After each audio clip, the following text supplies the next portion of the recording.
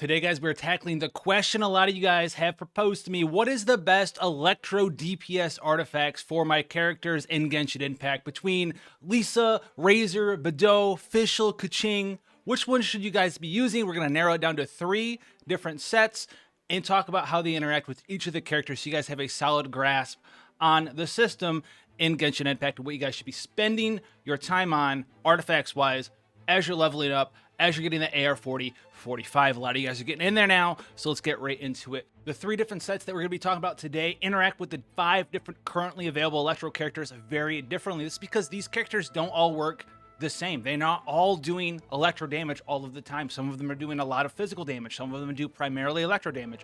Some of them will do damage in different ways based on how you play them. That's one is Keqing, and an entire video about Keqing is going to be necessary to cover her in depth. So we're going to touch on this real quickly. Fischl, if you're using her as the supplementary support damage, you're using Oz a ton, almost all of the damage you're going to be doing with her is going to be thunder element damage. This is because while you're out on the battlefield, if you're attacking with Fischl, her arrows, they're doing physical damage. But everything Oz does, including when you leave the battlefield with Fischl, that is Electro damage. So you're going to be able to get almost full uptime on that Electro damage buff from something like the Thundering Fury set. If you're looking at someone like Razor or Beidou, they're kind of split half and half. They don't really imbue themselves with the element of Electro like some of the other Lightning characters do in the game, like Keqing. So they're going to be doing half or even more than half physical damage, especially someone like Razor who actually gets physical damage increase as you awaken him and level him up. This is going to kind of take you away from some of these sets and put you on a path towards one of the other sets, but there is going to be a third set that is extremely powerful, but only in the right situations and only if you are knowing how to use it correctly. Last but not least, we have Lisa, who is predominantly just doing Electro damage all of the time and has a lot of Electro capabilities to reduce her cooldowns on her skill. So let's talk about the 3 different sets. First and foremost, you probably have seen it. Yes, the Thundering Fury set. The Thundering Fury set is going to be your go-to set to reduce your cooldowns and increase your thunder elemental damage. Just because the 2-piece is Electro damage, 20%.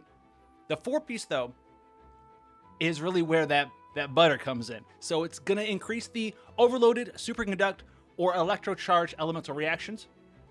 These are going to be increased by 40%. But on top of that, the real creme de la creme here is triggering one of these elemental reactions is going to reduce your elemental skill cooldown by 1 second. So if you want to have a lot of access to your elemental skill, this is going to be the set for you. But you have to utilize this 4-piece bonus. If you're a player out there who just doesn't like to use elemental combinations, you're not swapping back and forth, and that's just not your play style.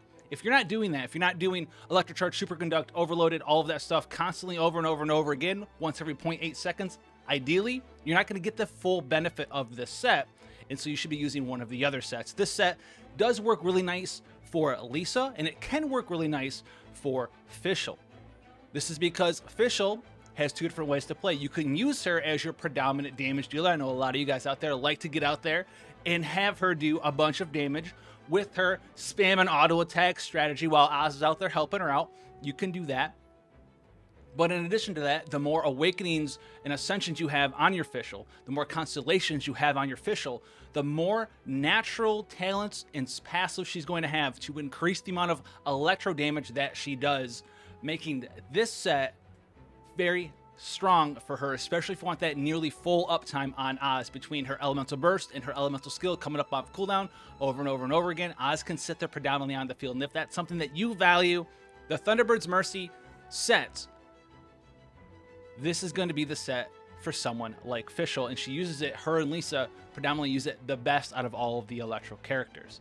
Now, the other Electro characters we talked about, what if you're not doing predominantly thunder damage? What if you don't really care about your elemental skill being up 100% of the time? What if you are constantly just smashing the monster right in the face? For someone like Beidou, for someone like Razor, who actually gets a bunch of their damage from their normal attacks, in addition to the utility of their charge attacks, right? Like Razor, he gets supplemental thunder damage, or Electro damage, excuse me, added to his normal attacks when you're using his elemental burst. And if he's your main DPS, he gets a lot of percentage physical damage up as you level him up as well, which means you want to increase your physical damage capabilities, aka his normal attack, which is a physical attack. And so one of the better sets for him is going to be the No Aim, No Brain Gladiators Finale Set. This works phenomenal on a lot of Electro characters as an introductory set because it gives you that little bit of attack bonus. That's fine.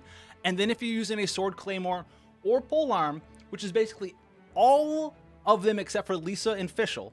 So if you're using Razor, Beidou, or Keqing, this works for them. 35% increase to normal attack damage there. So if you are using your normal attack a ton, this is going to help you out. Keqing owners out there, you may not know, you may know right now, one of the best ways to utilize Keqing, she's got a lot of cool stuff to do, but if you're trying to utilize her damage to the maximum, you're using the normal attack and then cancel it with the charge attack combo, this set does not increase your charge attack. So get that and remember that as well. Now this is a nice introductory set for those 3 characters, but there is going to be a final set that could be the best set, but it's going to be dependent on your playstyle, who you're playing with, if anyone at all, and what your team composition is. So this last set we're going to be talking about is the Thunder Soothers set. Now this set has been talked about, I think, a lot in certain communities, but not a lot in some other communities. And this is kind of like a slept on set. It does have some very big downsides, but it has some very huge upsides. So we've talked about how some of the characters like Razor, like Beidou, like Fischl, right? They're kind of split between physical damage and electro damage, right? You can either buff their thunder damage with a set, or you can buff their physical damage, their normal attacks with a set. This set here, the 2-piece, is electro resistance bonus 40%. Doesn't increase your damage at all, so that's not that cool. But the 4-piece here increases damage against enemies affected by electro by 35%.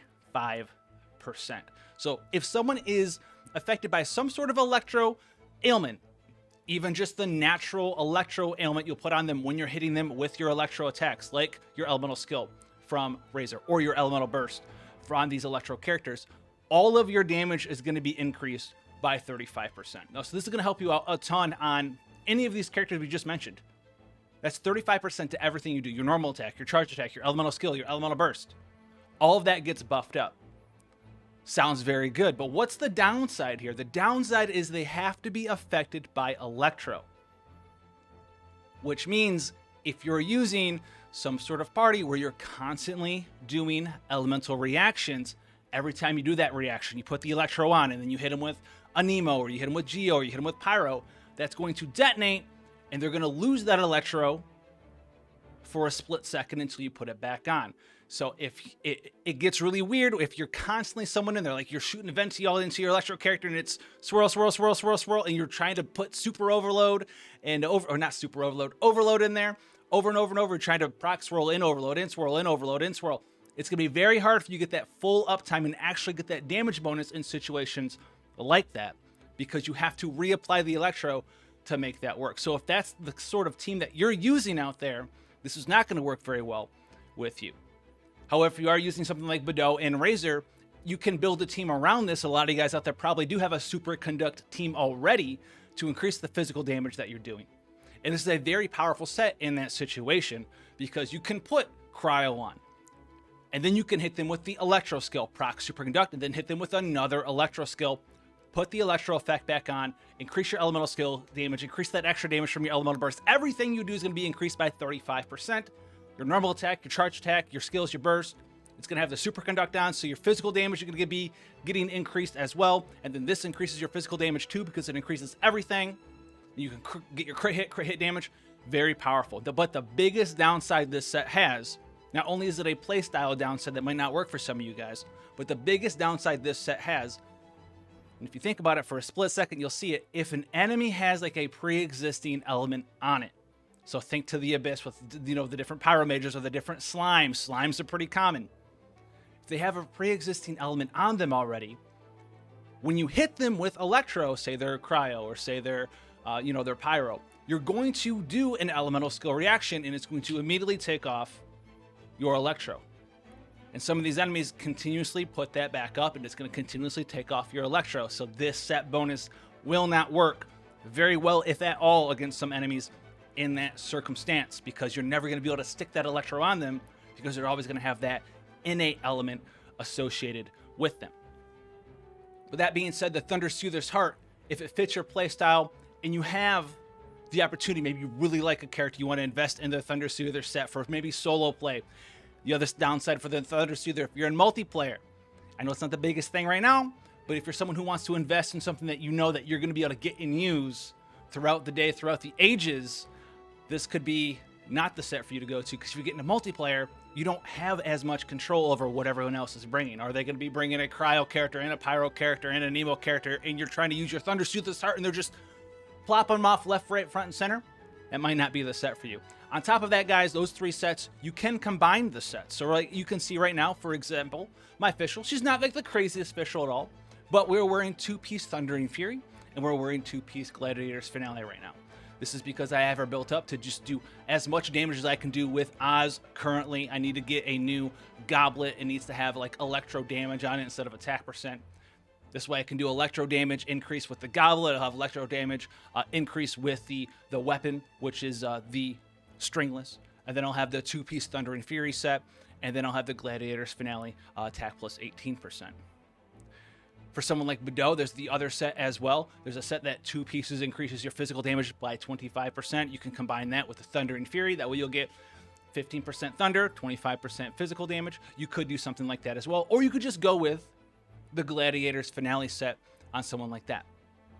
So these are the best 3 options for you guys as far as sets are concerned. If you're a supportive type character, you want that E, that elemental skill cooldown, as fast as possible. Maybe you want to make sure Oz is always available. Maybe you want to have your counter always available on Beidou, and you are using her in that fashion. You do have the overload, the superconduct available all the time for her to get that E up, keep rocking all that stuff. You could do that for her. But for those 2 characters, I would definitely intro Gladiator set. Maybe do a couple of the 2-piece mixes. And then if you do meet that Thunder Soother's requirement for that team party composition, you want to do that big damage, because it's going to increase for someone like Beidou. Her normal attack, her charge attack, her counter skill, her burst, all of that stuff is going to get buffed up. It really comes down to player preference, but those are the 3 sets you guys should really invest in when it comes to Electro characters in Genshin Impact. Hopefully you guys didn't get too confused. Hopefully you guys found this information good and soothing for you guys out there. AR 40, 45 plus. Remember, that's when I say you should not farm artifacts until you're at least 40, if not 45 plus. It's going to be a better resource spent with your resin once you can start getting the 5-star artifacts, or start getting guaranteed 5-star artifacts to drop as well. So with that being said, guys, have fun out there, stay safe, and I'll see you guys in the next one. Take care, guys.